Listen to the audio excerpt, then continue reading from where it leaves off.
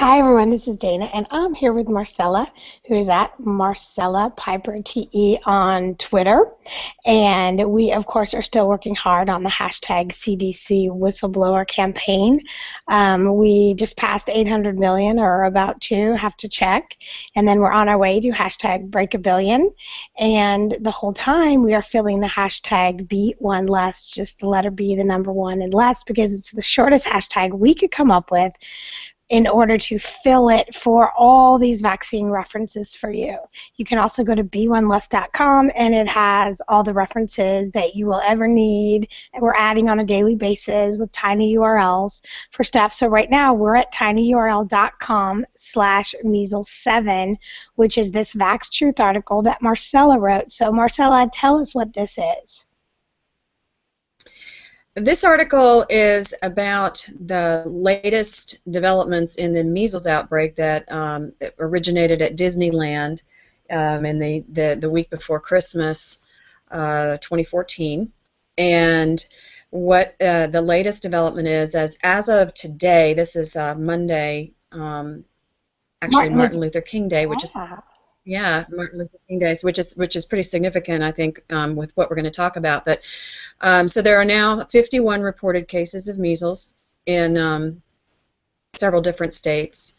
The largest outbreak is in Southern California, and what's happening now is that they are quarantining people. They're initiating quarantines in Colorado and in California, and they are telling people basically that your children are not going to be allowed in school if they're not up to date on their vaccines, and they'll be kept out of school for 21 days. That's an issue for me, because and they're telling people, this one woman that is in this in the article here, her name is Ilsa Tellez, I believe is how you say her last name. She's a 26-year-old graduate student who her sister contracted measles and has recovered. She's over the measles.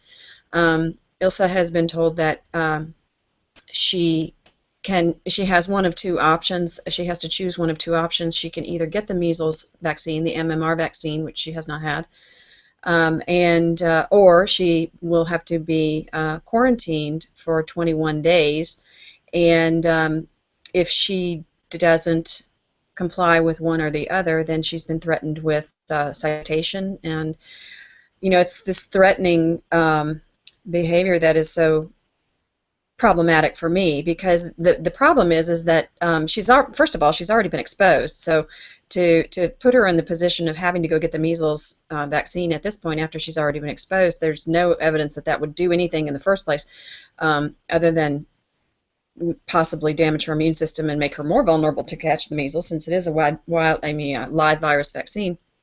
But the other thing is that there's no evidence that getting the vaccine would prevent her from being contagious to others. That doesn't make any sense. If you're going to, put somebody in a quarantine situation because they've been exposed, and then give them the vaccine and say, okay, if you get the vaccine, then you don't have to be quarantined, that makes no sense at all. Yeah, let's look at that for a second. So basically they're saying you have to be quarantined because we've decided that because of the relationship with your sister who had the measles, you are within a period of time where you could be contagious. So we're going to quarantine you. Or we're going to give you the MMR shot, which does absolutely nothing to shift the nature of the measles progression and contagiousness, period. No matter what it doesn't impact that at all, so it makes absolutely no sense. Right. It doesn't make any sense. And it's threatening, and it's civil rights violations. As we go through this, and there's a double standard here at play, as this article talks about. We all heard about Nancy Snyderman, Dr. Snyderman, when she came back from Africa, and knowing that she was exposed to Ebola. She was within close proximity to the cameraman who was there filming, and he came down with Ebola. She came home, was under voluntary quarantine, broke that quarantine, went out for soup.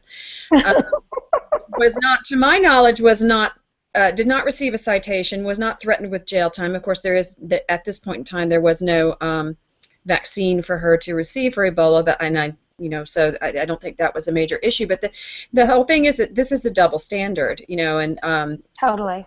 complete double standard. It is a civil rights violation, and it's not just about the double standard between Nancy Snyderman and Ilsa Tejas. It is also really concerning because until and if they start doing blood tests to determine in every person who contracts the measles, who comes down with the measles, they should be testing to see if it's wild measles or if it's vaccine strain measles.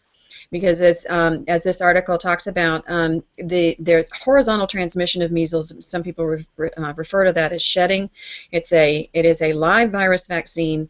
People can who have been vaccinated with the live virus can then spread it to other people. There's an article that's linked in this online, the VaxTruth article, that talks about the shedding of measles virus up to 37 days after receiving the MMR vaccine. So if the incubation period for measles exposure, if they want to quarantine her for 21 days, I believe that's how long it was, 21 or 28 days at any rate, but they want her to be quarantined.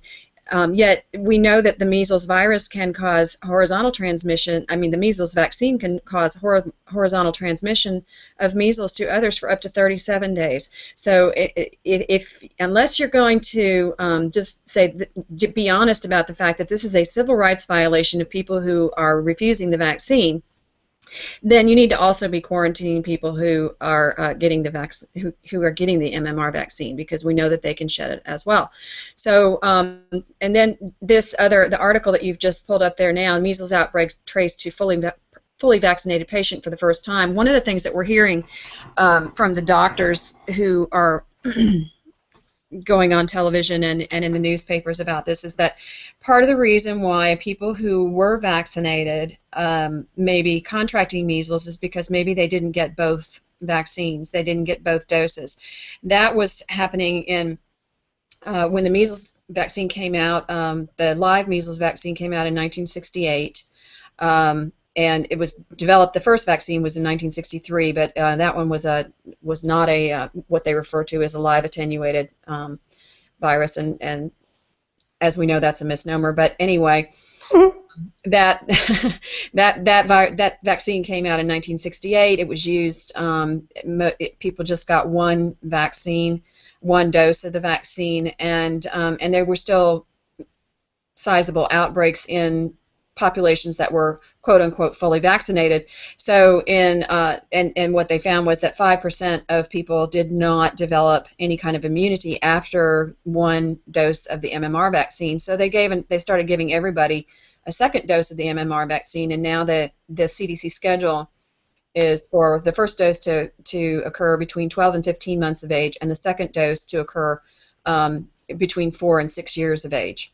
Well, and you've also got to realize, and people need to start thinking with their strategy brain about life, which is you've got this big company making tons of money on a product that nobody can say there's ever a problem with and have that impact their bottom line financially, right? So they push through these vaccines.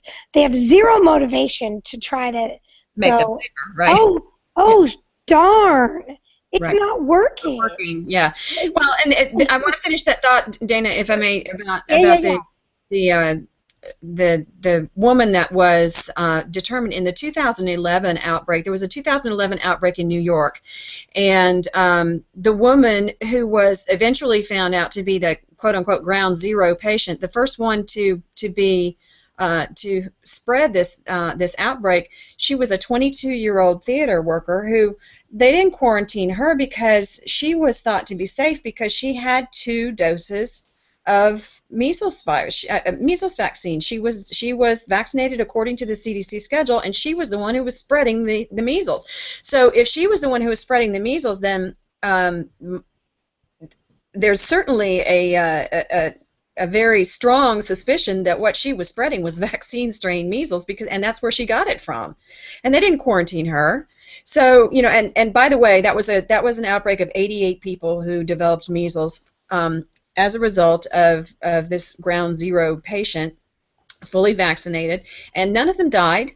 But But you know, when you're talking about quarantining children and forcing parents, and particularly single parent households, parents who both you know, their household depends on two incomes, they may not have a support system, they may not have, you know, extended family with who could take care of their children while they're out of school for 3 weeks. So basically, what they're doing is they're putting a gun to those parents' head, and they're saying, unless you vaccinate your kid, we're going to discriminate against them. And by the way, we're not going to check all the other kids in the school to see if, even though they've had 2 measles vaccines, we're not going to check their titers to see if they are actually immune.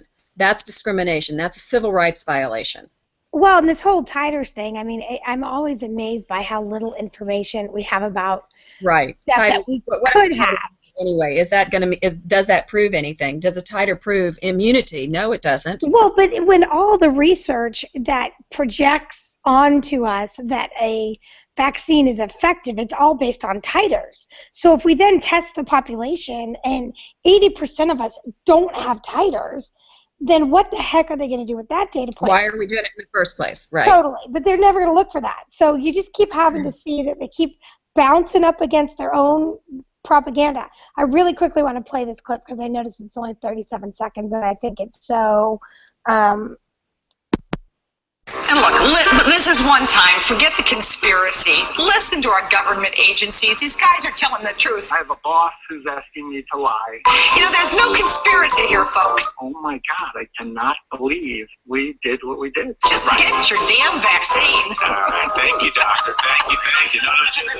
So, you know, the other thing I want people to notice really quickly, because I've been on the hashtag CDC whistleblower a fair amount, and what's been amazing for me to watch is every 2000th post there's some, you know, pro-vaccine person who comes in there and they give you a link of here's all the stuff you need, and the blog article that you'll go to just to check it out, I do, most people don't, it has no references, none, zero, zip. Right. It's just also interesting. Any last words on that? You know what? Really quick, why don't I just, and then we'll be done. I'm going to go ahead, talk while I do this. Well, I want to follow up on the clip that you just showed, because Okay. I think there may still be some people who don't know what we're talking about when we talk about the CDC whistleblower and the significance of the